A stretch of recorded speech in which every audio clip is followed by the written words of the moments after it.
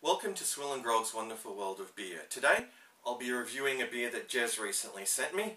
Breda Royal Lager, 5% alcohol by volume, brewed and canned in Germany under the license of the Breda Brewery in Holland. Now what more can I tell you about Breda Royal Lager? Well, I've never tried it before.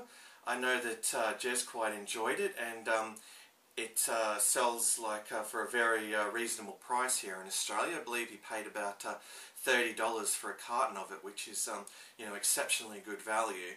So enough rambling from me. I'm very keen to crack it open and give it a go. So let's crack it open. There's some nice smoke there, and I'll pour it out into what was a nicely chilled Spiegel Ale Pilsner glass. Yeah, we're going through a bit of a heat wave here in Australia at the moment, so yeah, things aren't staying cold very long, I can guarantee you that. Alright, so just giving it a nice pour there. Let's make an assessment of the appearance, as we always do. Well, the appearance is a clear, pale, golden colour, with a decent amount of carbonation, as I said, and just a little over 2 fingers of really, fizzy, bright white head that's dissipating at a fairly rapid rate by the look of things. Okay, so anyway, let's go with the aroma.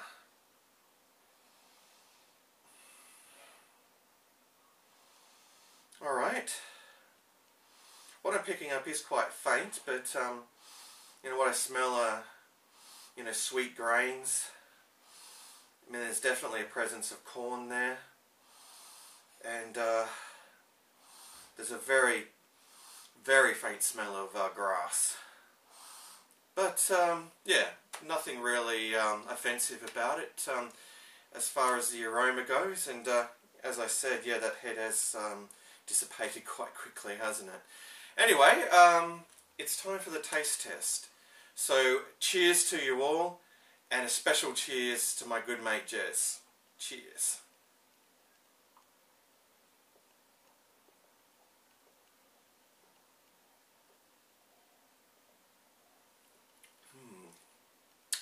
Well, the taste, really does follow the nose. Up front, I'm tasting, those sweet, bready malts, and they are really quite sweet. The corn adjunct is also present there too, but it doesn't really do anything to spoil the overall flavour of it.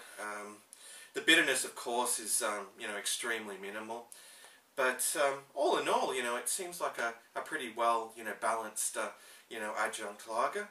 On that note, though, I do need to have another gulp.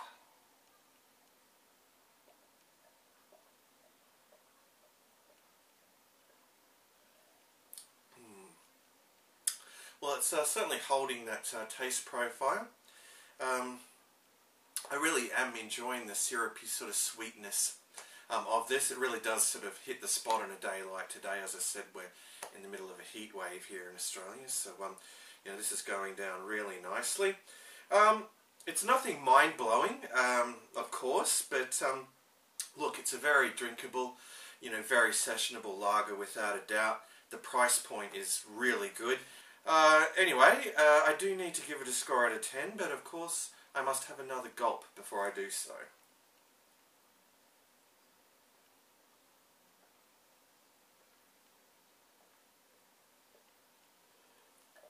Alright, well, in conclusion, it's a very drinkable, sessionable, solid lager. There's nothing offensive about it taste-wise. So, look, I'd be, and it's very, refreshing. Well, crisp, clean, and refreshing. But I hate saying that. I mean, I really do sound like a broken record when I say that. But definitely, yeah, it does fall into that category. So, yeah, look, I'd be more than happy to give this an 8 out of 10. It's certainly well worth checking out, and if you do find it, then give it a go. Well, sadly, that does bring us to the end of yet another SwillinGrog beer review.